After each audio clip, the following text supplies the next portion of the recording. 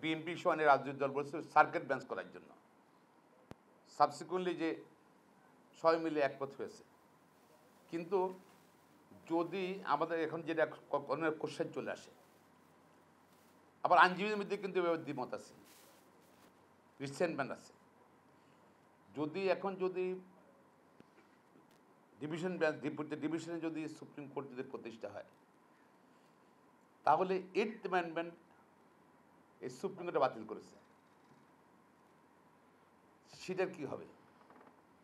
সেটা একটা বাতিল করতে হবে, রিভিউ করতে হবে।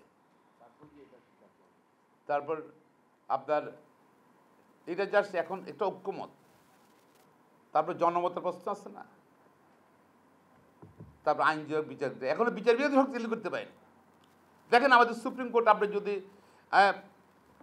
সার্কিট বেঞ্চের ব্যাপারে আমরা তো অনেক দাবি, আমরা আগের থেকে বলছিলাম, অনেক আগের থেকে বলছিলাম সার্কিট বেঞ্চ দাবি ছিল। কিন্তু আমাদের যদি এখনো বিচার বিভাগ শক্তিশালী করতে পারি, আজকে 1 বছর হয়ে গেল বিচার বিভাগীয় সচিবালয় প্রতিষ্ঠা হয় নাই। 1 বছর হয়ে গেল। জনগণের দাবি, মানুষের দাবি, শাসন বিভাগ বিচার বিভাগ থেকে সম্পূর্ণ পৃথক করতে হবে, আলাদা করতে হবে। অর্থাৎ আইন মন্ত্রণালয়ের নিয়ন্ত্রণ মুক্ত করতে হবে বিচার বিভাগকে। কার্যকর তো হয়নি এখনো। কেন হচ্ছে না বলেন? আমরা জানছি না, সব কিছু ঘোলাটা অস্পষ্ট। আপনি যদি শক্তিশালী বিচার ব্যবস্থা না করেন, আপনি সচিবালয় না করেন, আপনি কীভাবে নিয়ন্ত্রণ করবেন ডিভিশন হেডকোয়ার্টারের মধ্যে সুপ্রিম কোর্ট? ডিসিপ্লিন কীভাবে নিয়ন্ত্রণ করবেন আপনি? তাহলে তো ওইভাবেই চলে যায়। যে সিস্টেমে এখন চলছে, এক্সিকিউটিভরা মানে আগে চলছে যে এক্সিকিউটিভটা কন্ট্রোল করে কে জামিন পাবে, জামিন পাবে না, কে রায় কী হবে না হবে।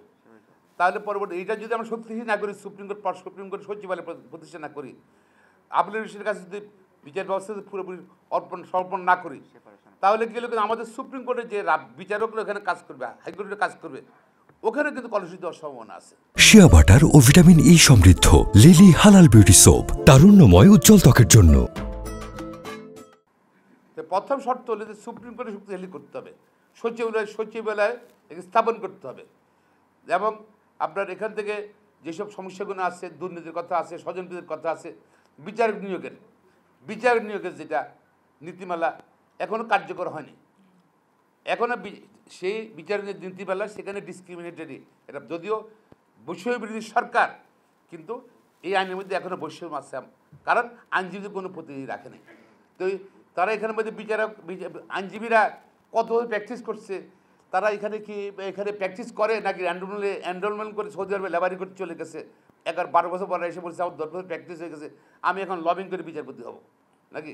হ্যাঁ, কীভাবে বুঝবে এটা? যদি আইনজীবী সমিতিকে যদি ইনভলভ না করে, আইনজীবী রিপোর্ট দিতে পারে, yes we have a record, আমাদের যিনি বিচারক হতে চান আপনার কোয়ারি করবেন, এরা এত মামলা করেছে, এত রেকর্ড আছে, এত মামলা, আমাদের রেকর্ড এখানে সিস্টেম বের করে দিতে পারবো, আমরা ওকালতে বের করে দিতে পারবো, আমরা কোর্টে দেখতেছি এটা। এখন দেখা যাচ্ছে এখন সেই জায়গায় রয়ে গেলো, এখন আইনজীবীদের প্রতিনিধি রাখবেন না, এবং আইনজীবী বিচারপতি নিয়োগ করতেছেন ভালো কথা, কিন্তু বিচারকদের নিয়ে রাখলেন কেন? বিচারকদের, নিম্ন আদালতের বিচারকরা, হাইকোর্টের বিচারপতি, তাদের প্রতিনিধি রাখলেন কেন আপনি? হ্যাঁ, আবার টিচার রাখছেন আপনারা, তো এটা কেমন? আমরা এই জন্য বলছি, আমার মনে হয় আরও এটাকে আরও সংশোধন করা উচিত আমরা মনে করি। তবে সংশোধন করা উচিত আমি মনে করি। আমরা মনে করি যে আমাদের কিন্তু সুপ্রিম কোর্টের বিচারের মামলা জট হয়ে গেছে কিন্তু, এবং কোনো মামলা ফাইল করে 2 সপ্তাহ 3 সপ্তাহ সিএল আরও দেখ কোর্টে আসে না, 3 সপ্তাহ সিএল আসে না।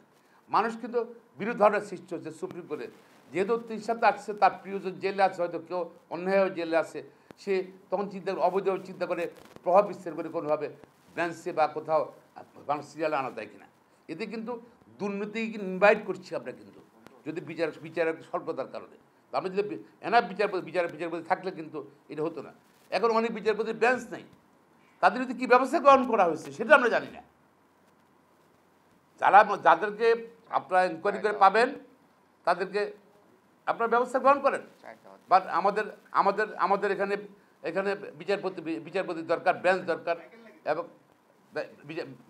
দরকার, এবং আমাদের এখানের মধ্যে এবং ন্যায় বিচারপতির দ্রুত বিচার দরকার। দ্রুত বিচার মানুষ চায়, এবার যত বেশি মামলা ঝুলে থাকবে, যত বেশি সময় নেবে, তত এখানে দুর্নীতির সম্ভাবনা বেশি থাকবে। আপনি ধন্যবাদ।